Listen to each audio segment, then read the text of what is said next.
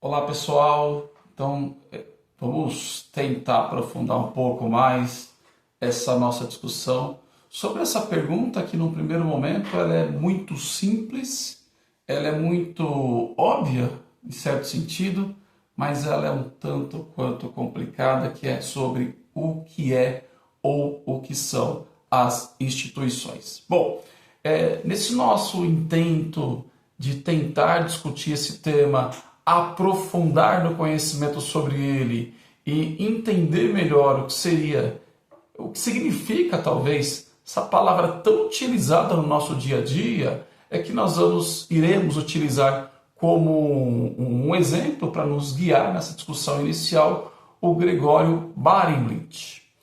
Já falamos quem é ele, já discutimos um pouco melhor da onde ele vem, suas questões bibliográficas e até mesmo a matriz do seu pensamento. Então, a ideia agora é tentar entrar um pouco mais sobre o que seria a instituição para o Barenboim. Vamos só lembrar uma coisa: para falar de instituição em Barenboim, nós precisamos retornar num tema que para ele é fundamental, que é o movimento institucional. Então, o que foi este movimento para ele, o que ele dirá sobre esse movimento em seu compêndio? Primeiro vamos pensar que para o Barenboim, o movimento institucional ele não foi uma escola que nós poderíamos dizer pronta, com um formato definido, ou então com uma estrutura estabelecida. Ele vai definir esse movimento aí como um conjunto de escolas, como um leque de tendências. Observe que nessa definição, como um conjunto de escolas, como um leque de tendências, nós estamos falando de um movimento que surge, mas ele não tem uma característica em comum que seria próximo daquilo que nós chamamos de unidade ou pensamento único. Então, o que nós vamos encontrar sim, são tendências, nós iremos encontrar sim, de fato, uma linha de raciocínio que está mais ou menos estabelecida em quase todas as escolas, mas no movimento institucional nós não estamos falando de um pensamento apenas que prevalece, ou que surge, ou que emerge, tá? Então nós estamos falando de um movimento que ele é, por si só, diverso. Aliás, a palavra movimento, eu sempre me interessei muito pela palavra em si. Né? Então, porque o movimento, ele surge, vamos imaginar aí que ele surge num momento de grande necessidade social. Me lembro aqui dos movimentos de luta por creche na década de 70, 80, na cidade de São Paulo, e porque era uma modalidade que não se tinha acesso. Então surgiam movimentos de mães, movimentos das pessoas que moravam nas periferias, justamente para reivindicar acesso à creche.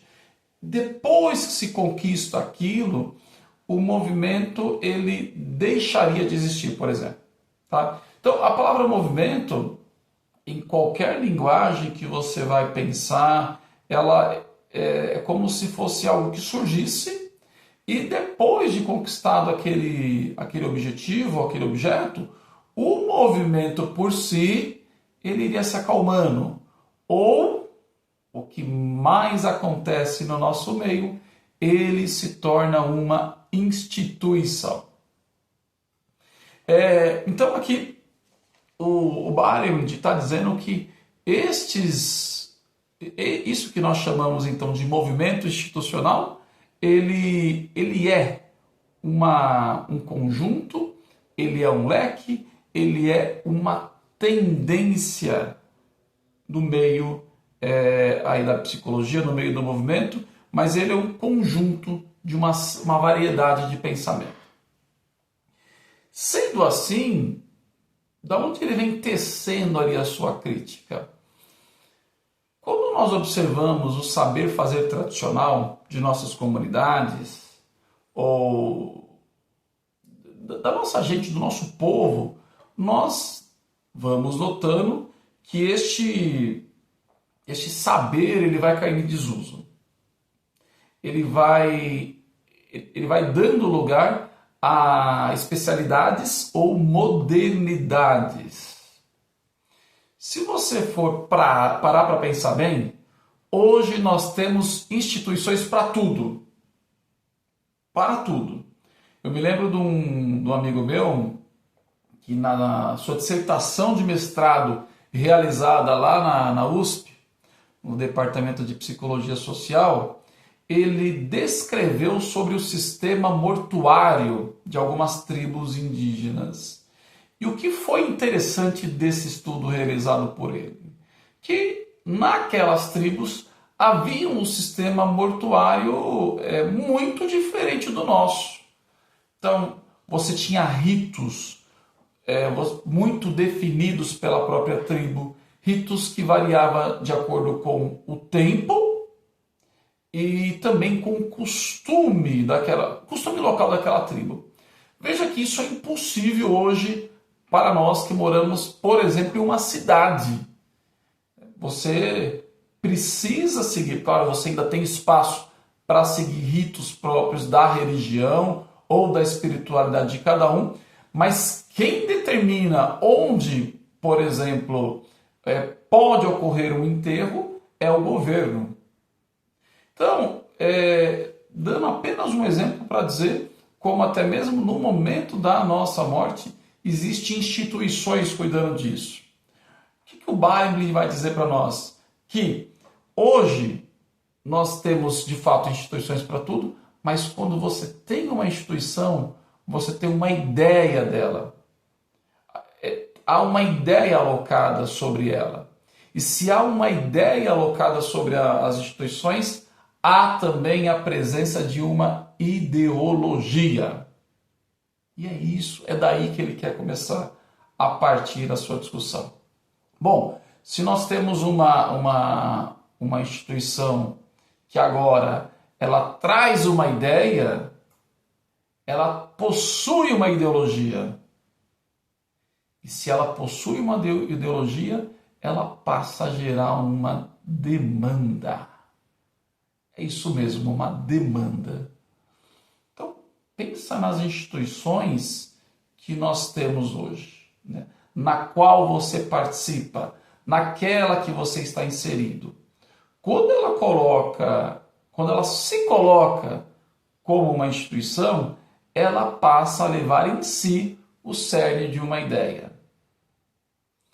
E aí que entra uma discussão que o Baring começa a se aprofundar nela. Se agora temos uma instituição, ou seja, uma ideia sobre algo que está instituído, Se agora nós temos essa instituição e ela gera demanda, muito provavelmente nós teremos também, junto a esse arcabouço, os chamados especialistas, os experts, que entendem justamente sobre aquele modelo de funcionamento institucional. Quando eu passo a ter os especialistas, quando eu passo a ter esses experts, tudo aquilo que seria o conhecimento mais tradicional do dia a dia, o comum, o transgeracional que foi passado de uma geração para outra, eu tenho a tendência de perder. Porque virá agora um expert e dirá para mim a forma como deve ser, o modo de pensar, o procedimento, o jeito que nós devemos agir em determinada situação.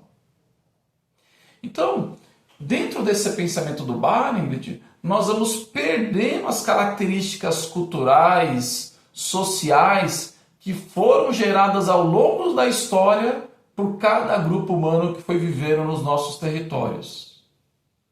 E nós vamos padronizando vamos pensar aqui os nossos comportamentos, por que não os nossos pensamentos, a nossa cultura.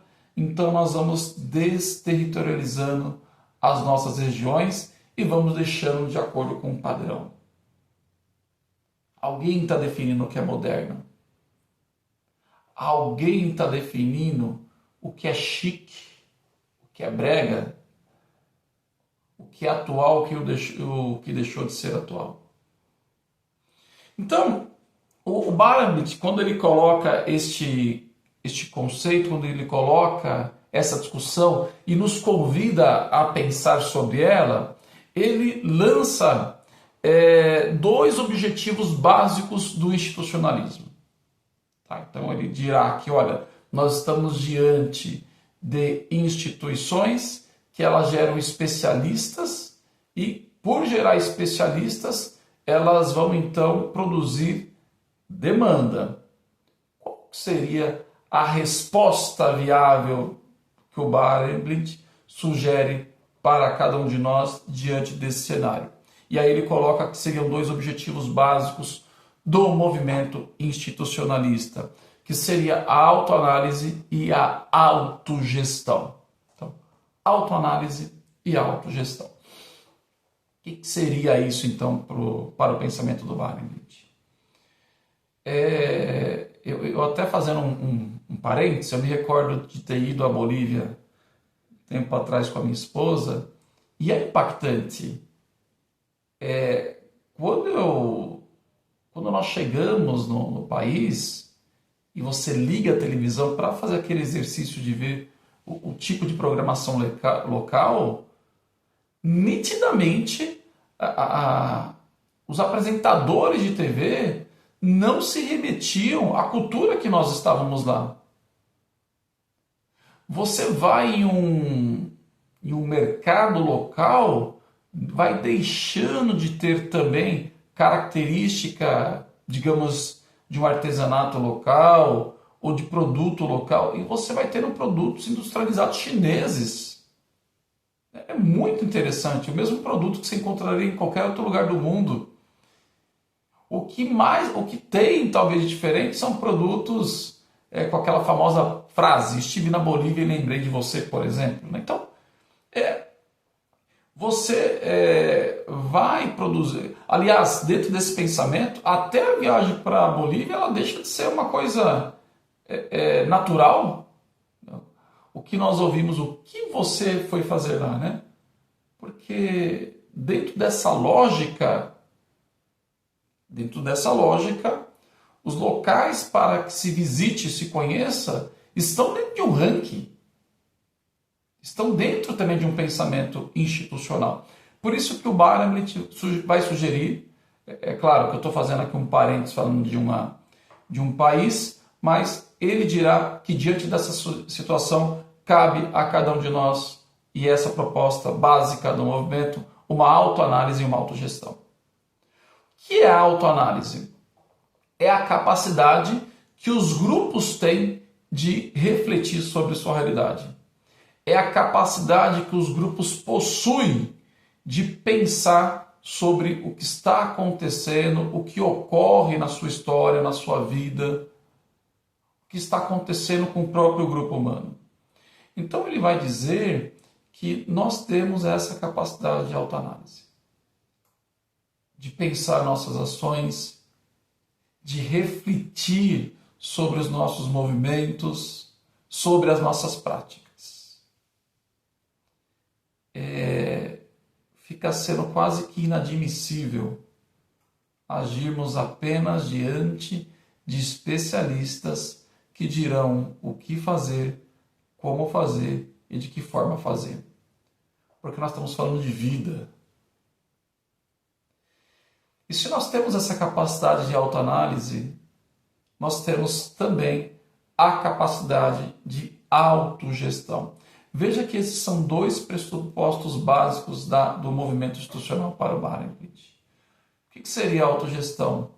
Seria quando, agora que conseguimos analisar algo sobre a nossa realidade, sobre como estamos vivendo, nós podemos agora parar um pouquinho e fazer uma própria gestão da nossa realidade, do nosso grupo, dos nossos movimentos. O que significa isso? Que nós vamos sacar da nossa realidade os especialistas, os experts? Não. O que o Barenblid coloca não é isso. Os especialistas, os experts, eles vão nos ajudar a fazer uma autoanálise e uma autogestão. Mas ajudar as nossas comunidades e grupos. Não fazer por elas. Não indicar o caminho por elas. Eles serão aqueles que darão o suporte e orientação, mas em hipótese alguma, aqueles que vão determinar o caminho.